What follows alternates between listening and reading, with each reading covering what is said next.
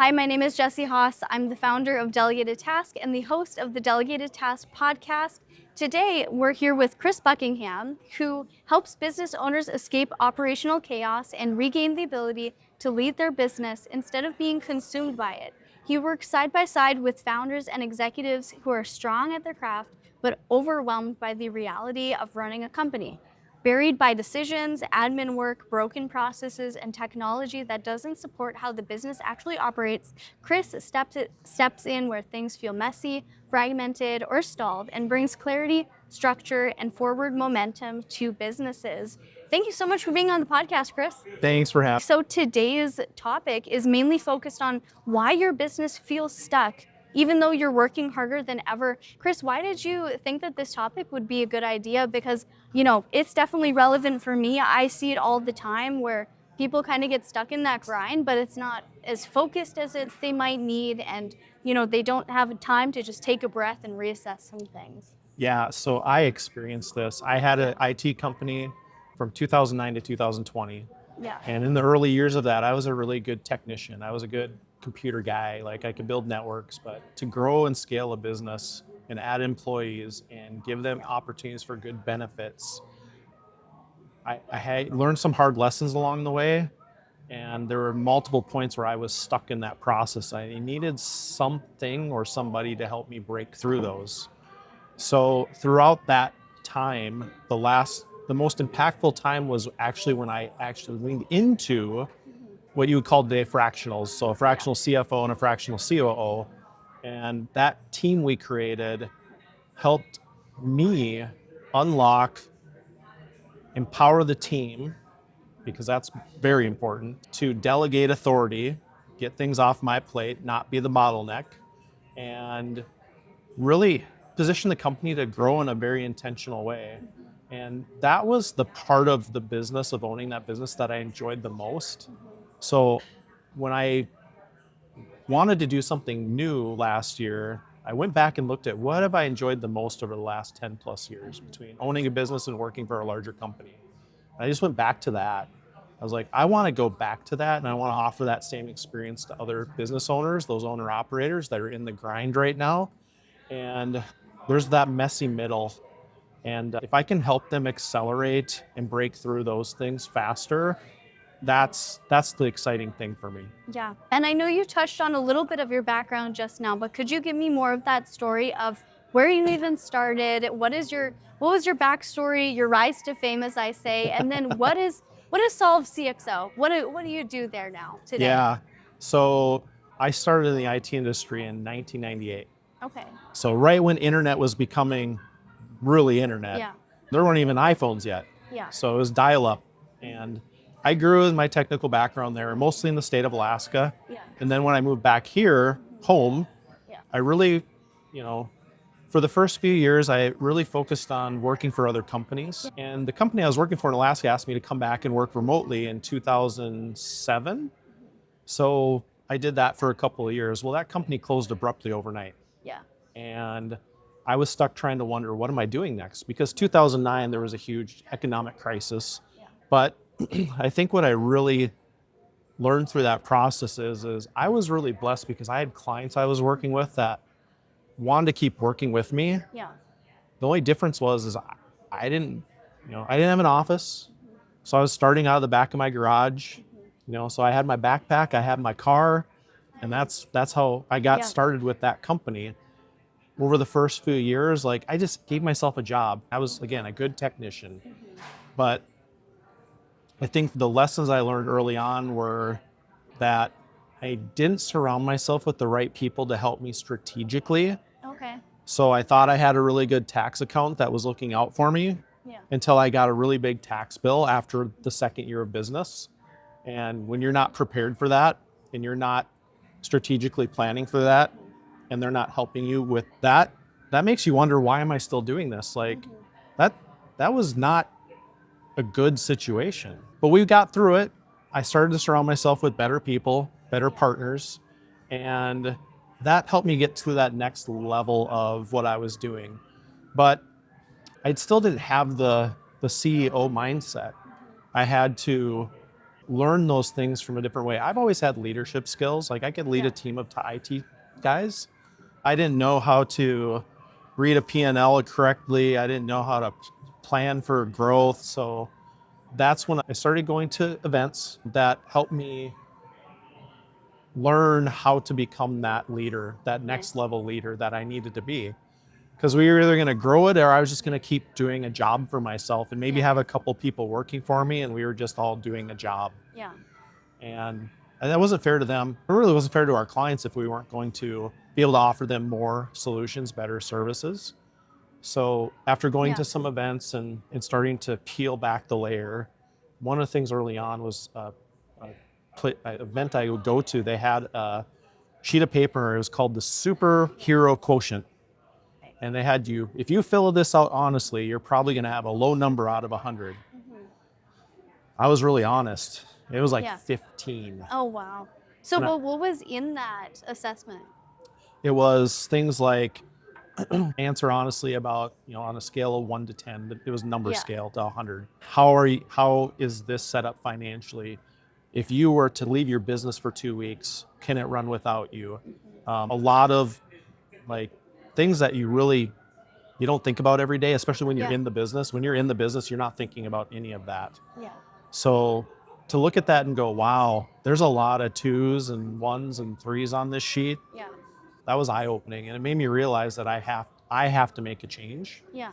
And I started to do that internally with the team that I had at the time. But even then it got to a point where it's like, we're doing good things, but how can we get better? And what was that assessment called again? It was called the Superman Quotient. Superman Quotient. That was very impactful for me. And then this was an event that happened every 6 months. So you'd go back every 6 months and you take it again. Well, how does that change your business? Yeah. Well, actually, it's helped me not do these things anymore, and these other people on the team are doing these other things really well. Yeah. But we were also at a point where it's like we were still operationally immature. We were good technically, we were operationally immature still. And so then I brought in those fractionals to help me, and we really focused on a strategy around first improving our operations and how do we do that the right way.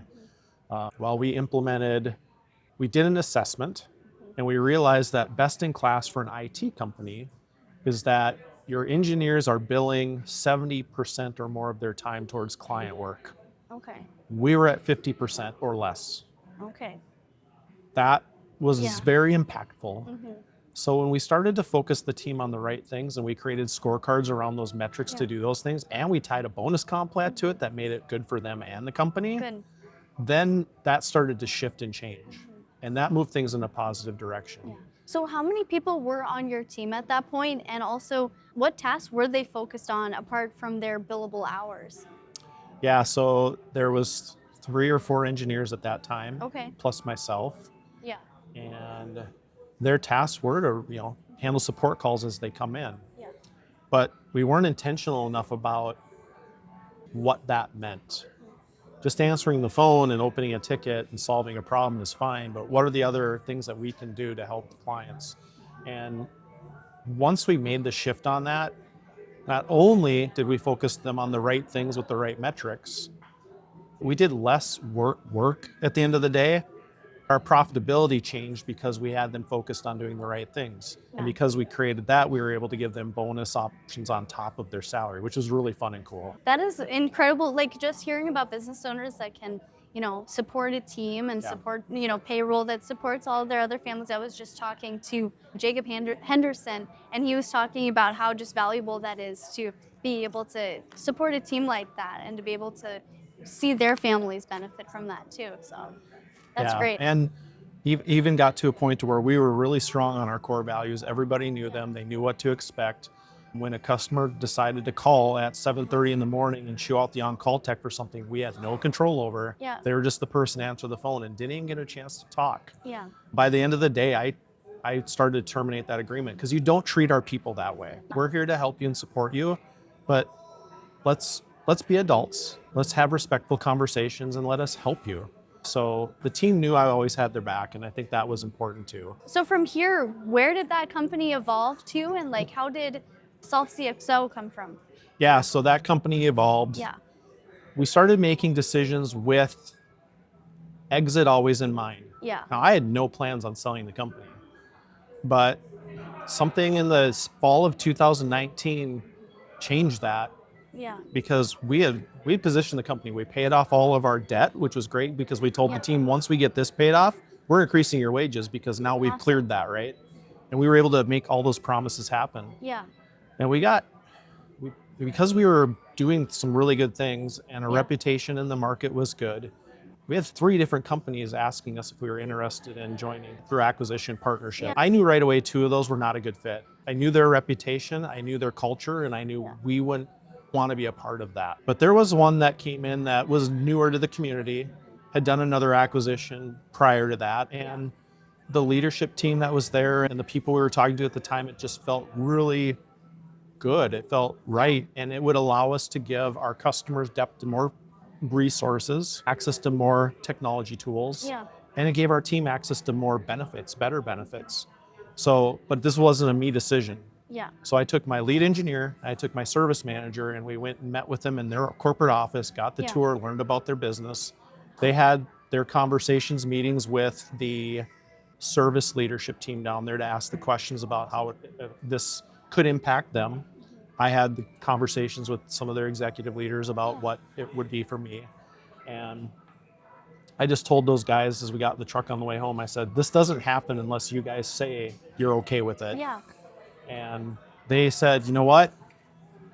We're actually really okay with this. And if this is what you want to do for you and your family, go for it.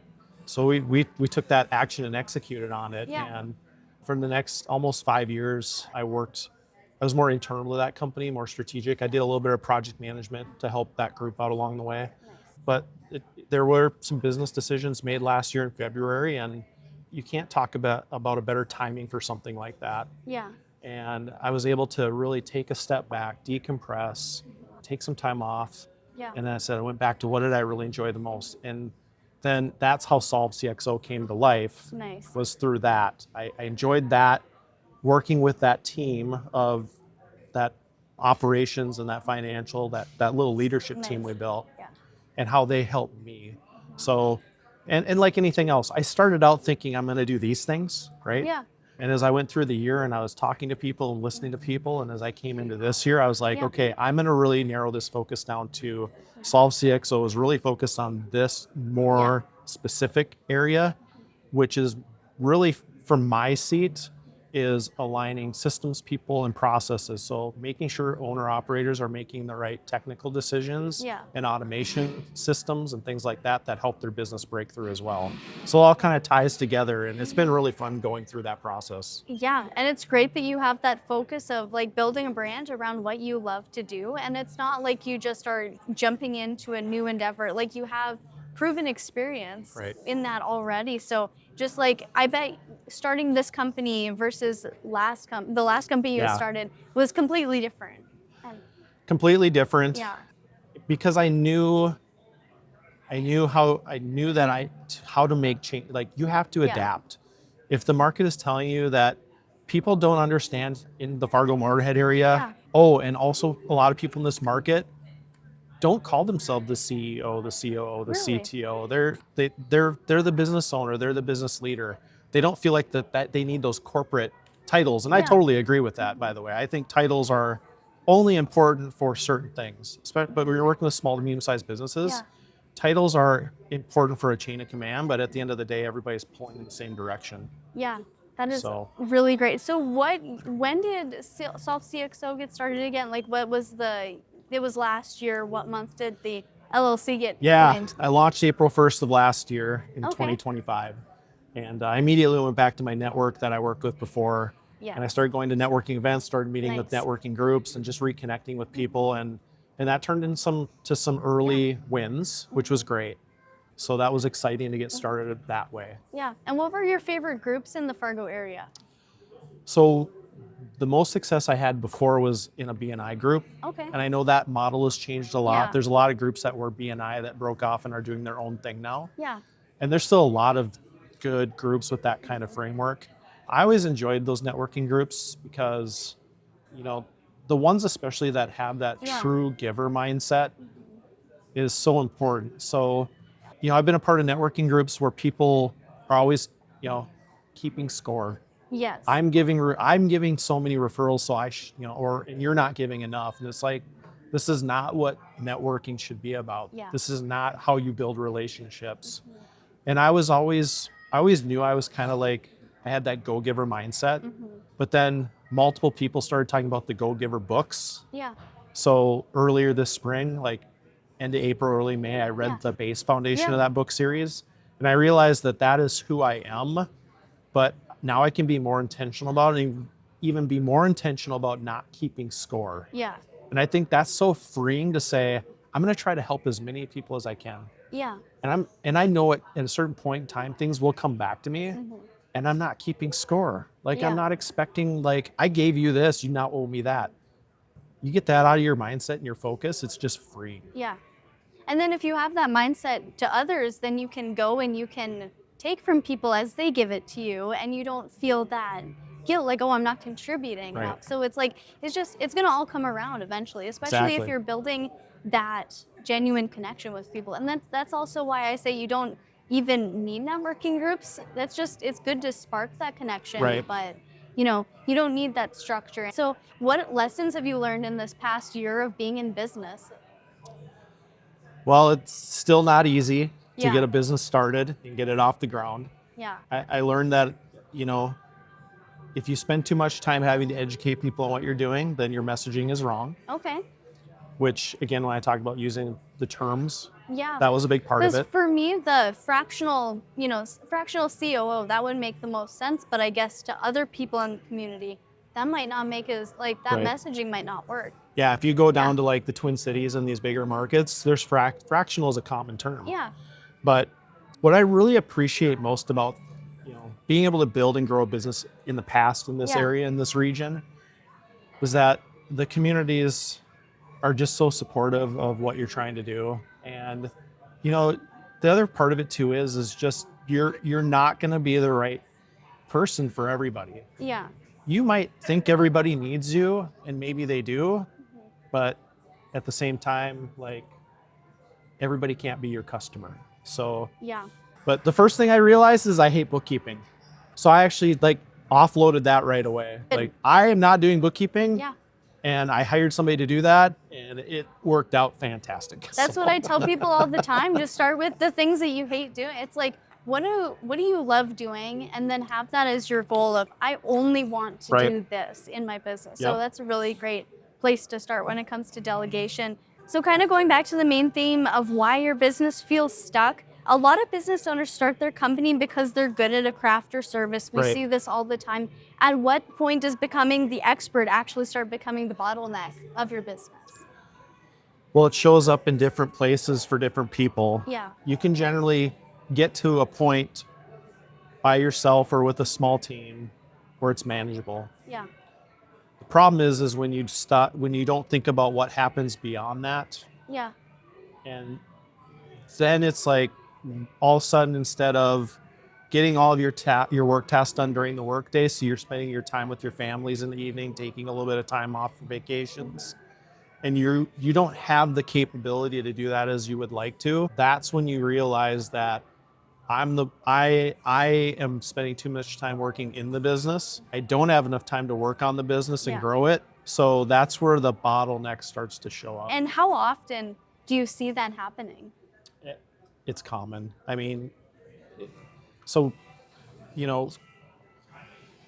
if you don't experience it, you're very lucky. Like, I already know that if I'm not careful, I'm going to experience that just with what I'm doing right now.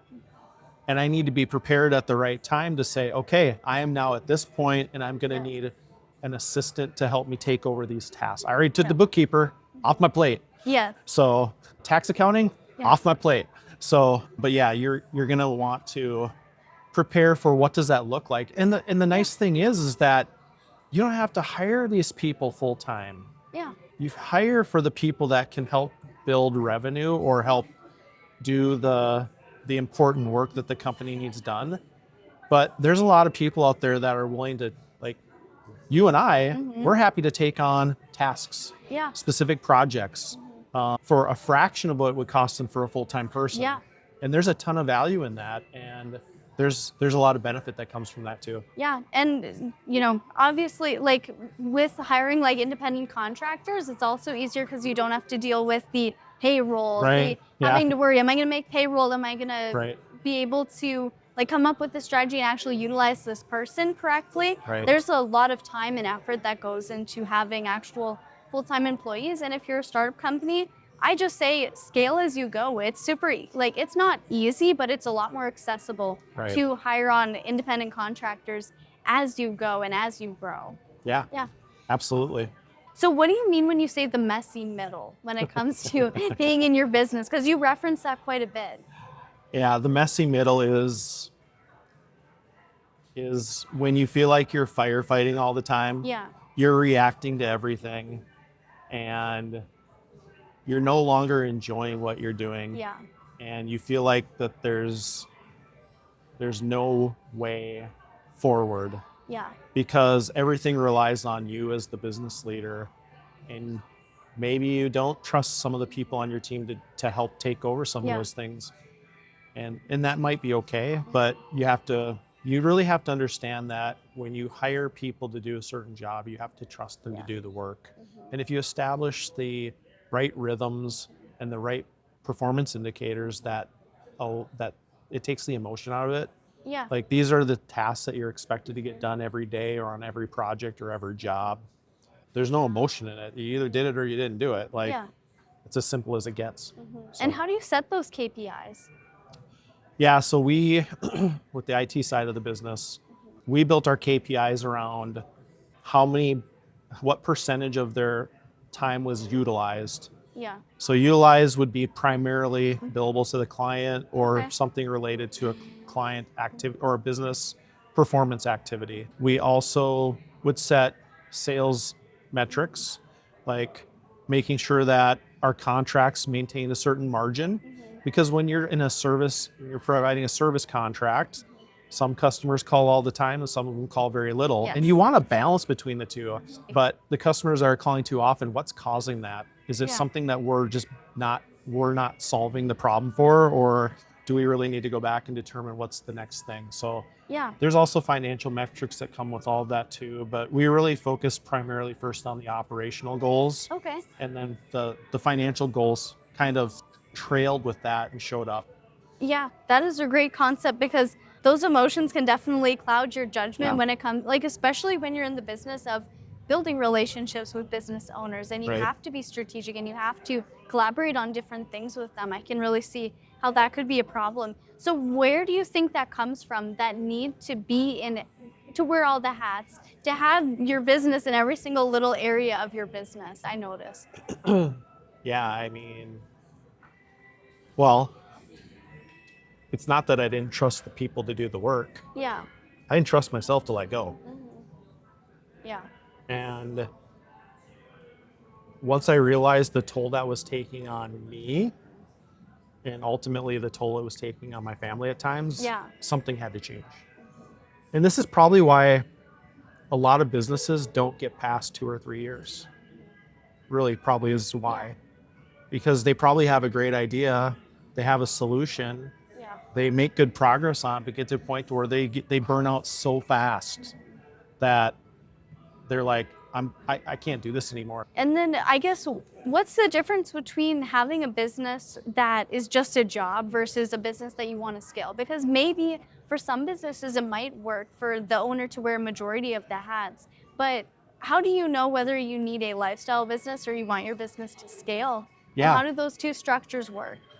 So this actually came up in a cohort this Monday that I was a part of. And I think lifestyle businesses are great as long as you are very clear on, this is my lifestyle business. Yep. And that you don't overextend yourself.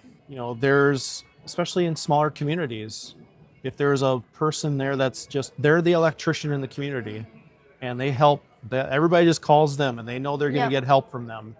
Once they decide to move on, that might hurt the community a little bit unless somebody comes to take it over. But they're able to support their community, make some money off of it, and enjoy the lifestyle that they choose. And I think that's great.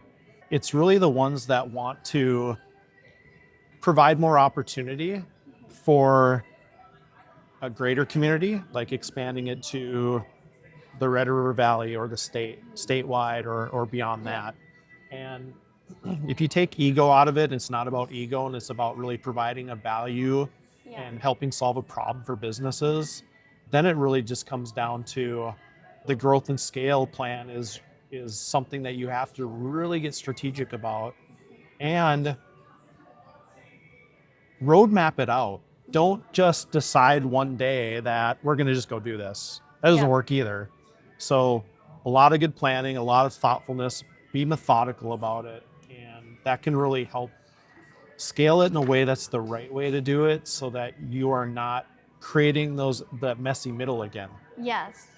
And then when you're talking about that messy middle stage of the business, what are some of the biggest signs that a company has entered that stage, even if the owner doesn't realize it yet?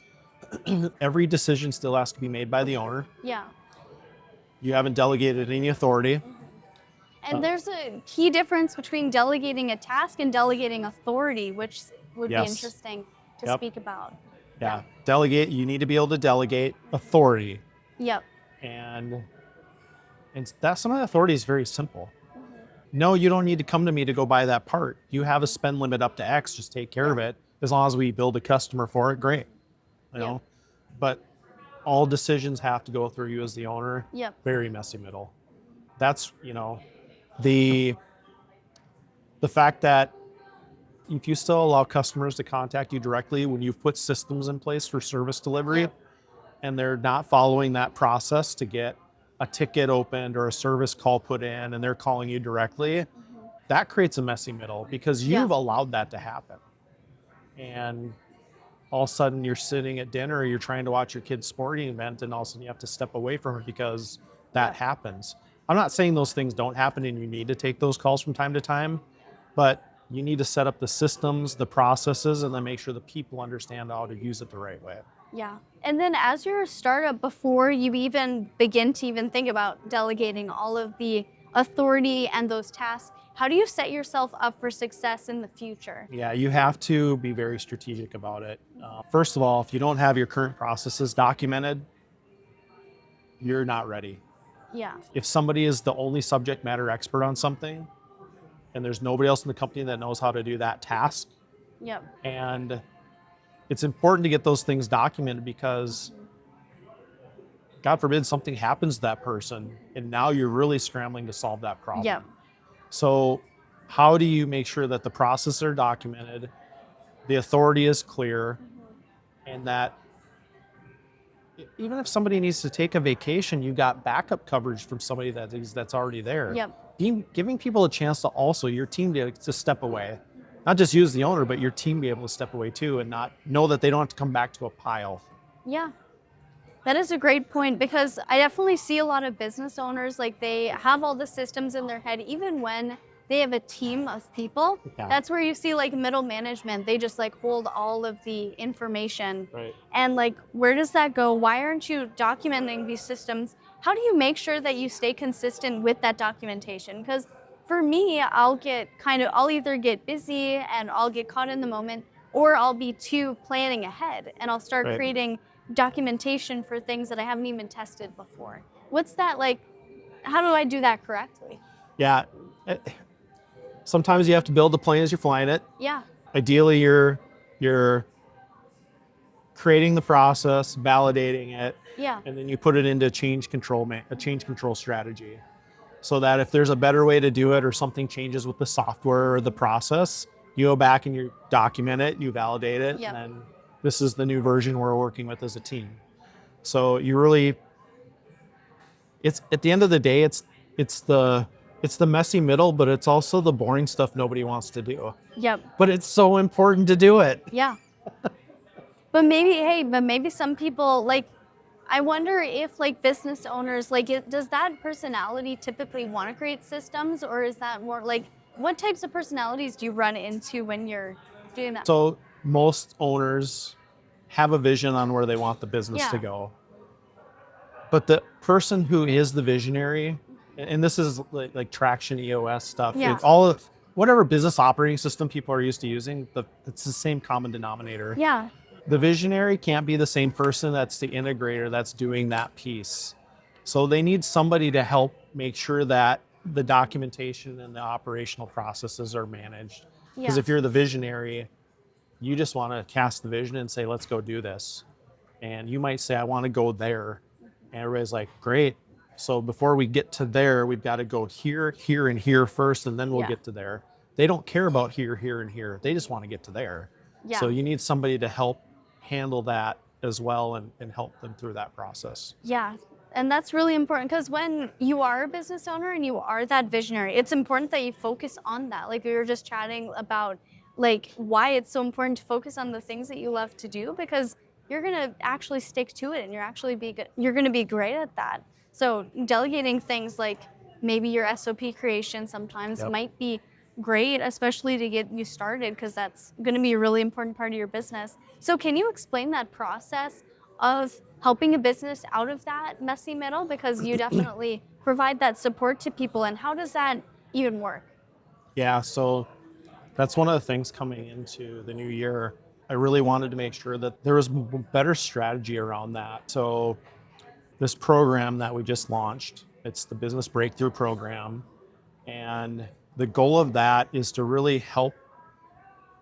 It's a program that we do within 30 days, and it's just to establish goals. It's to establish a roadmap on how to get these things in the right space and in the right place at the right time. So we want to make sure that the those things call out things like what are still the things as the owner operator that you're doing that you shouldn't be doing anymore, and how do we position you to delegate that task or that authority to somebody else, and what's maybe the one really big thing that's holding back the company and attacking that with a plan. Because ultimately a lot of businesses, once they can get past whatever that one big constraint is or that big hurdle is, that little extra freedom they feel and the energy that they get from feeling burnt out to like, I'm ready to go to the next level. So And then is there any support that you provide to that business after those 30 days? yeah, so we'd love to stay engaged and help them with that if that's what they want moving forward. Yeah. It's not a requirement, but that's where our version of a fractional program could come into play, or a strategic advisement role. One of the companies I work with right now is a technology company that's based out of St. Cloud. I'm the COO, stepped into that role for them. I'm enjoying that a lot because it's doing what I did before, but from a new place. Like I've experienced how to do that, and the team I'm working with is great, and I'm having a lot of fun doing that. But then there's other so I've worked with to where I've just been providing strategic advisement and a little bit of support with things like helping them build their service model agreements, or helping them choose the right IT company that they want to work with, or the right IT solution that actually meets their business needs, just not something that somebody is trying to sell them. So Yeah. so there's those layers to it too. And then with Pete joining and partnering with Solve in this last couple months, that extra level of strategy, like the vision strategy piece, is where he's stronger at. Yeah. And I'm stronger at that integrator operator alignment. So it's fun to have that 1-2 punch that we now can bring to the table. Yeah. And what like hidden bottlenecks have you found and resolved in your business? Well, the first one right away was The accountant. the bookkeeping and accounting. Like as soon as I realized that, why are you doing this? You hate doing this. You always hated doing this. Yeah. That was freedom right away for me. I was like, okay, I got this off my plate. I just got to give them my receipts now. It's good. Good. So that was a big one for me. And from there, I think the next piece for me is the social media, the marketing piece. Yeah, I completely get it. And especially for marketing and social media stuff, that stuff takes so much more time than Right. people realize. What I say for all startups is if you are going to do your social media or your marketing on your own, please do something you can stay consistent with. Yes. Because you can't spread yourself out too thin. And if you commit to something and you Right. try to you try to do all of these things at once, it's not going to work. You just need to stay consistent with one thing. And for me, that was networking. For me, it's social media. What things did you focus on in the beginning for your marketing? Networking was huge for me before, so I went right back to that. So I visited as many networking groups as I could. I joined the Greater Moorhead group. Yeah. I'm here a lot Yep. because that's where my businesses have had the most success. So, joining the chamber in like Fergus Falls and just trying to look into other communities within Yep. a radius of the area too. But that's always been the first place to go, is just Yeah. back to the network, because at the end of the day, the relationship is what matters. It takes self-awareness to recognize where you're lacking in your business, or where your skills aren't best suited for. Right. Like it never made sense to me why I'd be meeting with realtors, for example, and they'd be spending, there was an instance where somebody spent 3 hours creating a Canva graphic that took them 3 hours. They probably made over $40 an hour, but yet the Canva graphic they made, it could have taken a graphic designer like an hour, a couple of hours to make a similar graphic that would have looked way better, Right. and would have like spent less money. Like you can like if you have like a specific dollar amount that you make, or you have set up a specific dollar amount that like, let's say my time is worth $100 an hour. Right. You can delegate up to that $100 an hour, and you have that budget. So anything less than that, any low value task, is just a waste of money at that point. It is. Yeah. Very much so. How did you calculate your time in the beginning? Was that a struggle to calculate those prices? So I try to stay outcome based. Yeah, absolutely. So I don't bill by the hour unless it's a very special case with very clear, like, you're just going to help us do these things in so many hours a week until it's done. Fine. But I don't like to do that, because I want to focus on delivering really good quality outcomes. And so I would look at the work level of what I thought the effort was, and I would just come up with a strategy around, okay, this level of effort is going to probably take this many hours. I know my desired hourly rate wants to be this, but I'm okay with it going down a little bit. So I'll bid the project at whatever I think that value is to do that, to provide those outcomes. And sometimes you miss a little bit, but the thing is, you take the misses and you adjust to say, okay, I learned from that one that I need to give myself an extra 5 or 6 hours, not the end of the world. I didn't lose anything on it, but I didn't make the margin I wanted on it. Trying to think of like where, like, what would you like to break apart? Like, is there anything specific about like people's businesses feeling stuck? Because I want to make sure that I'm hitting all the things that you'd like to. We've hit a lot of the good ones. Yeah, that's great. Yeah. Let me see. I'm going to look at my questions that I have. So what do your day-to-day operations look like in your business? How do your workflows work? Yeah, that's been a learning process too, because when you're working with multiple teams, and you have to be careful about setting expectations of always being available to all these different clients at the same time. So when it's come to these teams or these specific engagements, I've done a really good job in the last few weeks, especially of building block time schedules in to say, I am focusing on this specific client for this period of time on this day, or multiple days, or whatever it is. And I'm trying to rebuild my structure around that, because then my messaging to them, setting the expectations of, here's the days I have in my schedule to work on your stuff. And I will work on during those times. If you want to have meetings outside of what we've scheduled, we do it during that time.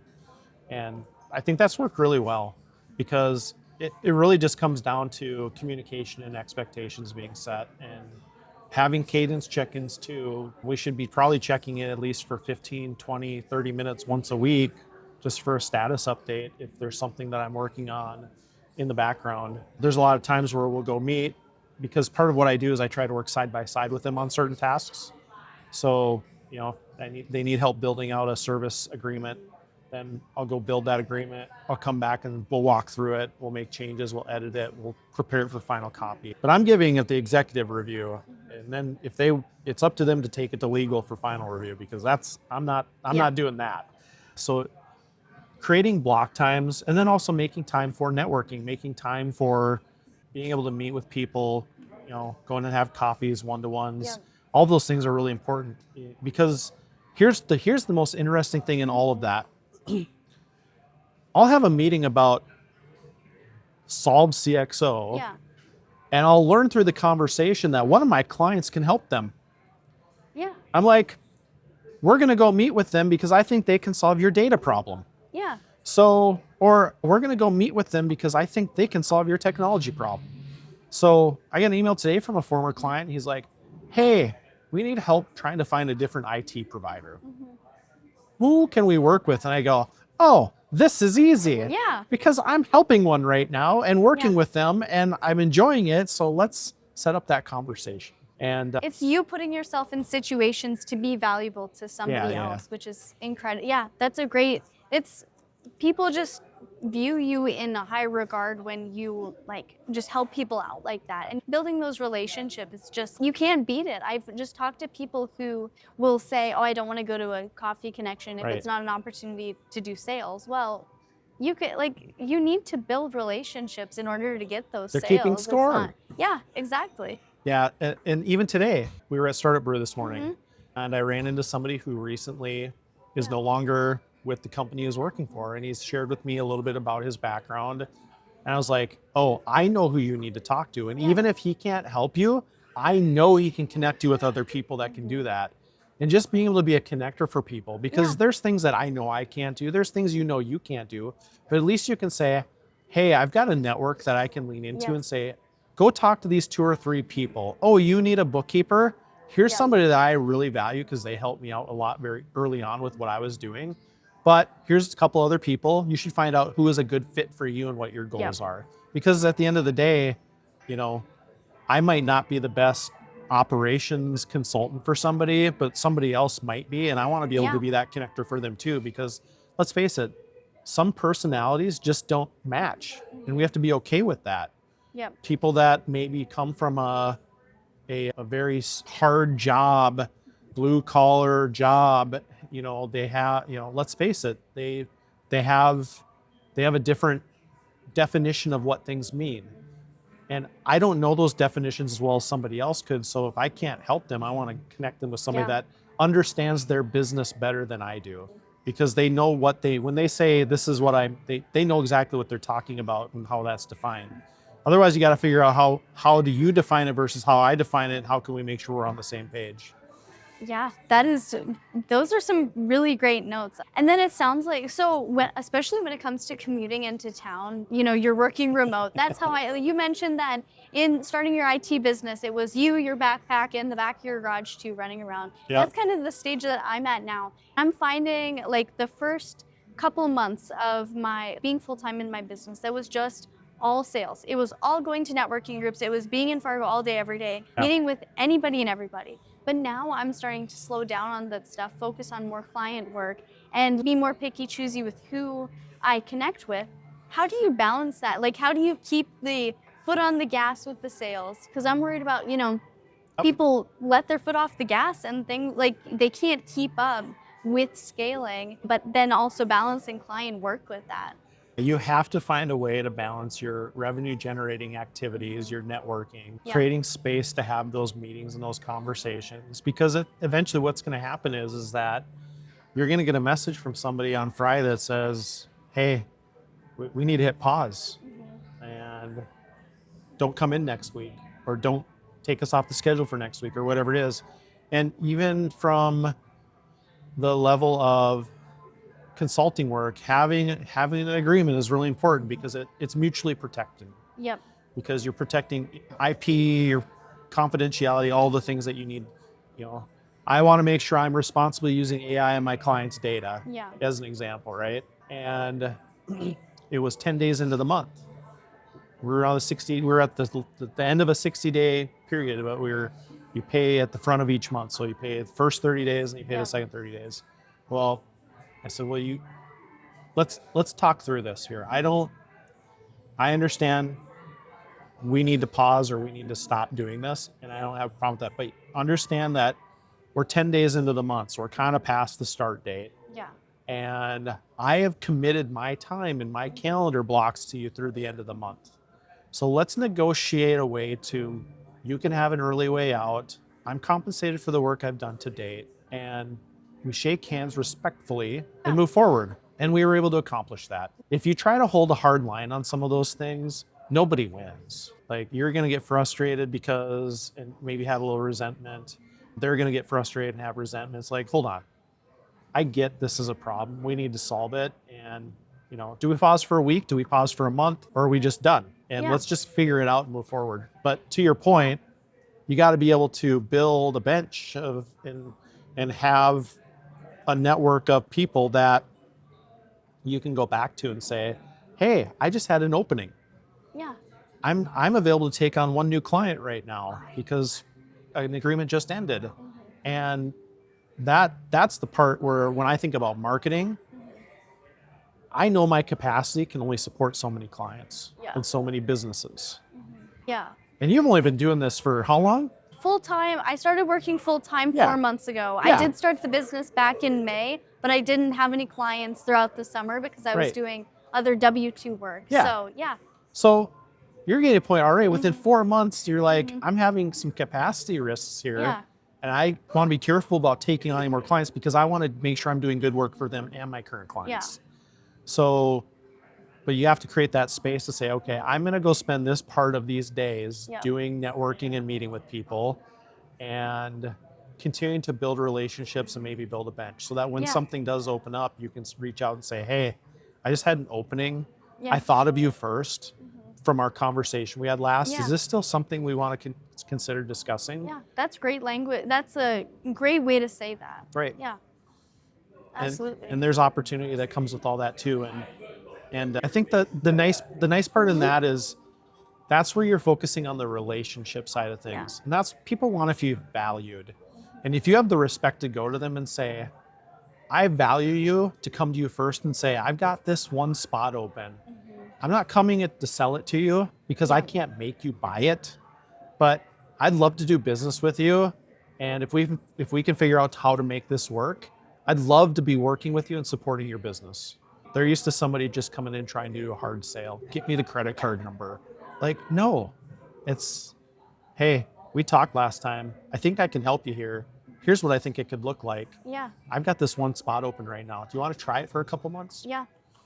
And it doesn't even have to be sales. Like, when I'm in meetings or coffee connections, it's not, sales is the last thing on my mind. It's mainly just me trying to educate on what I can even help them with. And like, if at very least, if they don't choose to go with me, at least they understand that they need to have a strategy in place. They need to do X, Y, Z, and like my recommendations. So, hopefully, like, if they want to, they can decide to go with me, or they can walk away a little bit more educated. You don't need to be so focused on trying to figure out their psychology, like what's going on, like trying to manipulate or anything. Yeah. How when they leave, how do they feel? Exactly. Right. Yeah. And a lot of the times it's just letting them talk more than you talk, like that's a super easy way to do things. I'm very fortunate to be at this point in my career to where I can truly help other business owners and leaders because I've got this unique place in the world. Yeah. The generation before me was very industrial, very structured, very lifestyle revolved around work. Okay? Yeah. Great values for work ethic. The generation that is now coming in, and you and my daughters fall into that, they want the lifestyle, and they want the job to fit the lifestyle. And I love everything about that. I've been really fortunate to be able to learn from this structured one, but I'm also learning from the new generation. Yeah. And I'm really able now to say, okay, I do want to be able to have a lifestyle-based focus on what I do, but I want to be able to show up for the customers I'm working with and support them every day too. Yeah. I have to always be careful about caring more about somebody's business than they do. So as a consultant or somebody in a consulting role, always be careful of it because it's going to happen. And at the end of the day, it's their business, it's their decision, and you just have to respect it and move forward. Yeah, absolutely. So what are your goals for Solve CXO? Where do you hope to take it in the next 2 to 5 years? Yeah, it's when I started it, I was just like, I'm just going to do this thing for myself. Yeah.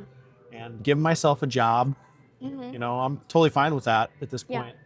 But to be able to partner with somebody like Pete and bring him into the conversation and have him create more opportunities where we can, share our superpowers of what we do together to help people has been really fun.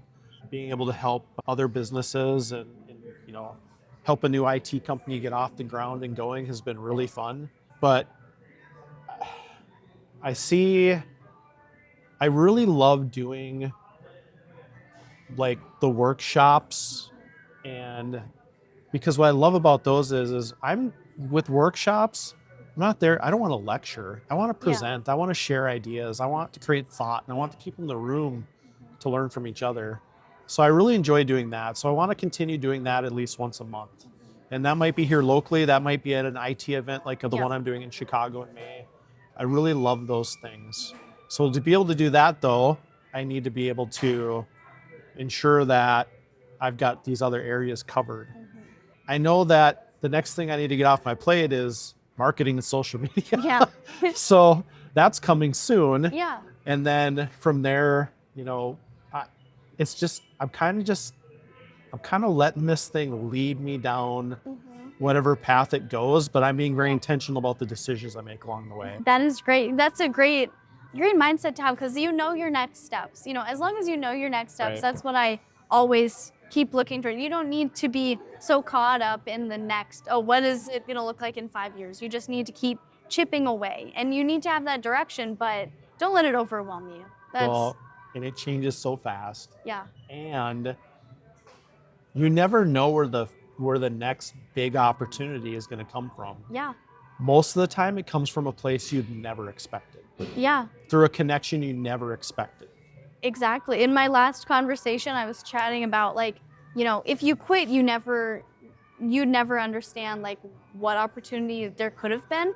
And my point was that, well, if you keep working towards that same goal, a new door might open and a new opportunity might arise, and you never know what could come from that. Because you're constantly meeting people, and as business owners, you're always growing and learning more. And then, let's see. The last part of that too is make sure you know what you're not going to be and what you're not going to do, and hold that line.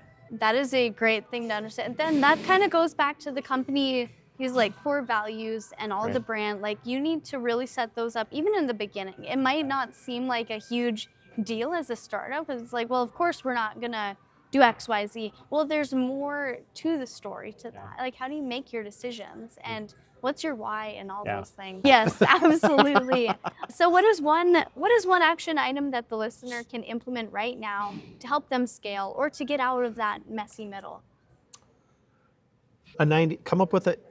Figure out what are the things you should stop doing. Yeah.